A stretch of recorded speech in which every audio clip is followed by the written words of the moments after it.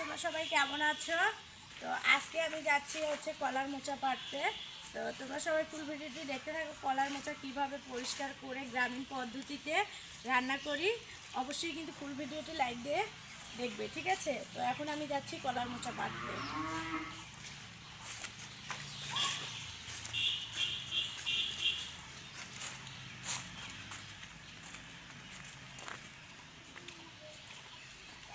বাবা তুমি পারবা না তো? এই তো কলার মোচা পাড়তেছি।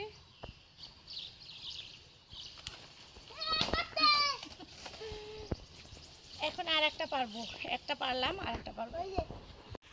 এগুলো কিন্তু গ্রামেই বেশি পাওয়া যায়, শহরে কিন্তু কিনে খেতে হয়। তো একটা পারলাম আর একটা পেরে নেব, আরও একটা আছে।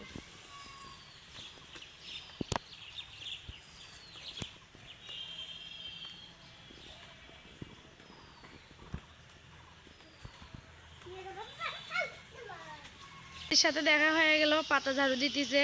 দাদিকে তো আপনারা মাঝে মধ্যে দেখেন। তো দাদি চলো আর একটা মোচা পাড়ি নিয়ে আসি।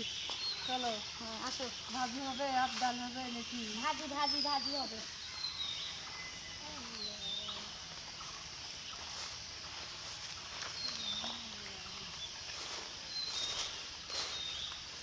তো এখন দাদি আর আমি যাচ্ছি কলার আর একটা মোচা আছে সেটা পাড়ার জন্য।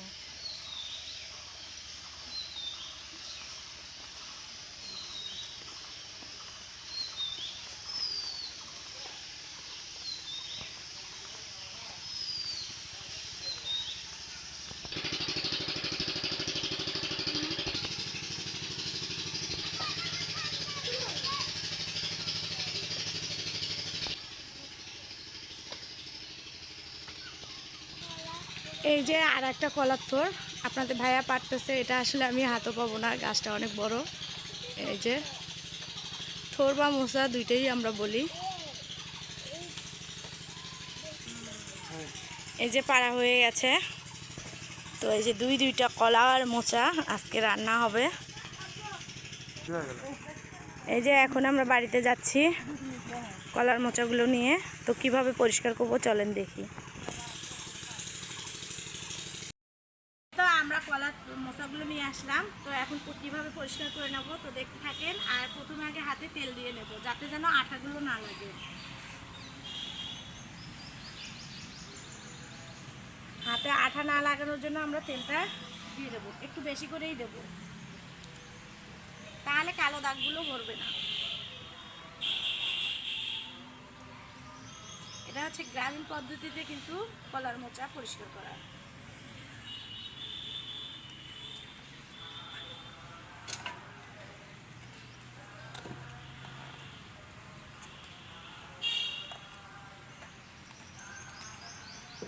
এটা খাইতে খুব মজা লাগে, তাই না দিদি? খুব মজা। গড়াই মাছ রান্না করে। গড়াই মাছ নাই ঘরে, এটা আজকে খালি রান্না হবে। আজকে মাছ নাই ঘরে, তো ইলিশ মাছ দিয়ে রান্না হয়, মাংস দিয়ে রান্না হয়। এটা যা দিয়ে রান্না করা যাক না কেন খুবই ভালো লাগে। খুব ভালো লাগে। ঘুরি দিয়ে রান্না করলেও বেশি মজা লাগে, খাইতে খুব ভালো লাগে, মজা লাগে। এই যে মাঝখানে এই যে ডাসাগুলো ফেলাই দিচ্ছি আমরা, এগুলো নেওয়া যাবে না।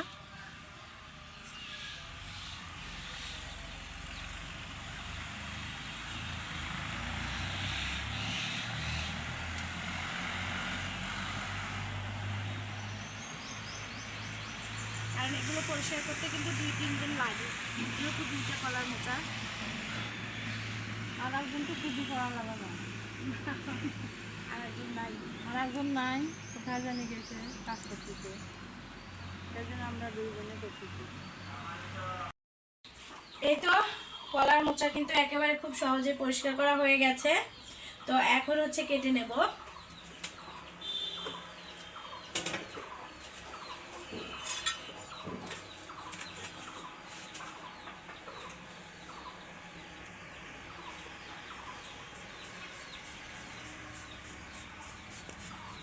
এটা হচ্ছে মাঞ্জাটা।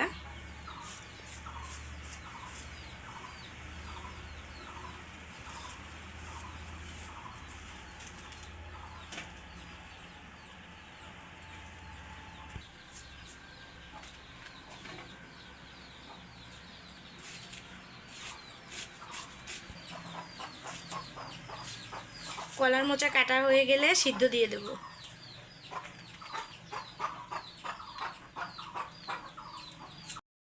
এটা এখন কলার মোচাটা হচ্ছে সিদ্ধ করে নেব। ধুয়ে নিয়ে এসেছি। এই যে কড়াইয়ে হচ্ছে একটু গরম পানি দিয়েছি, এই গরম পানির মধ্যে কলার মোচাগুলো দিয়ে দেবো।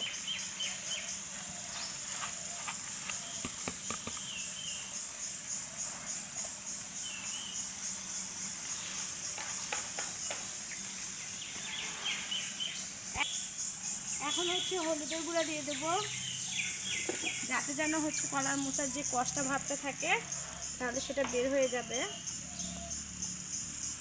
হালকা করে হলুদের গুঁড়া দিয়ে দিলাম। এরপরে দিয়ে দেবো একটু লবণ, মানে কলার মোচার কিন্তু একটা কষ থাকে, ওই কষটা বের হওয়ার জন্য লবণ আর হলুদের গুঁড়াটা দিয়ে দিলাম।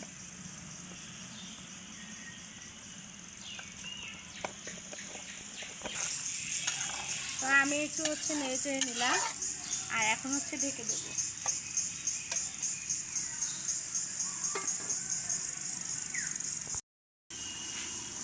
এখন হচ্ছে ঢাকনা তুলে দেখবো।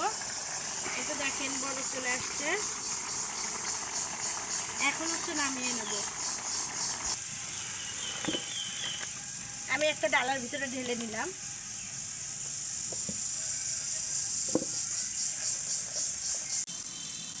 এখন দিয়ে দেবো সয়াবিন তেল।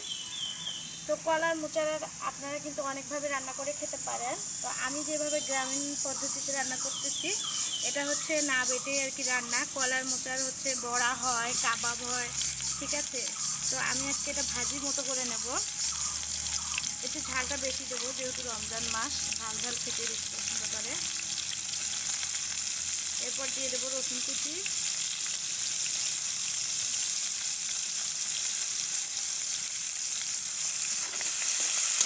দিয়ে এখন বেশ কিছুক্ষণ নেড়ে চেড়ে নেব। আমার কিন্তু রসুন, পেঁয়াজ, কাঁচামরিচগুলো ভাজা হয়ে গেছে। এখন দিয়ে দেবো তেজপাতা আর ডালচিনি।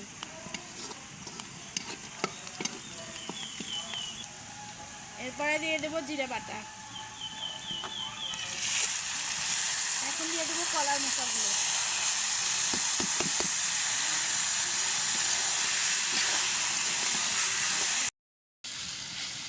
এখন হচ্ছে এই যে নেড়ে চেড়ে নিচ্ছি। আমি কিন্তু আর পানি ব্যবহার করব না, কলার মোচাটা কিন্তু অলরেডি সিদ্ধ হয়ে গেছে। এরকম করে উল্টে উল্টে ভেজে নেব। এরপরে হচ্ছে গুঁড়ো করা গরম মশলা দিয়ে দেবো। এখন এই যে থেঁচে রাখা গরম মশলাগুলো দিয়ে দেবো।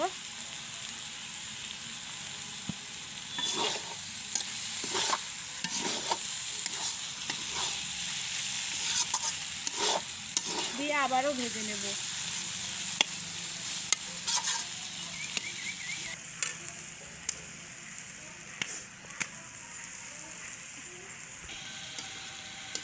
এখনো কিন্তু ভেজে নিচ্ছি আস্তে আস্তে জালে, মানে খুবই কম জালে। তো এরকম করে কিন্তু ভাজা ভাজা করতে হবে, যত ভাজবেন ততই মজা। কলার মোচা কিন্তু খেতে ভীষণ ভালো লাগে। এরকম ভাজি হলে 2-3 প্লেট ভাত অনায়াসে খাওয়া যাবে।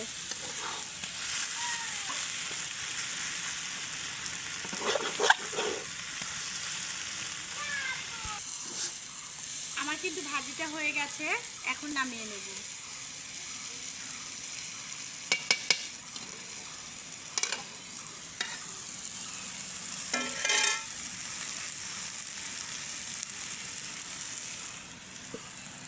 তো ভাজিটা খুব সহজে করে ফেললাম।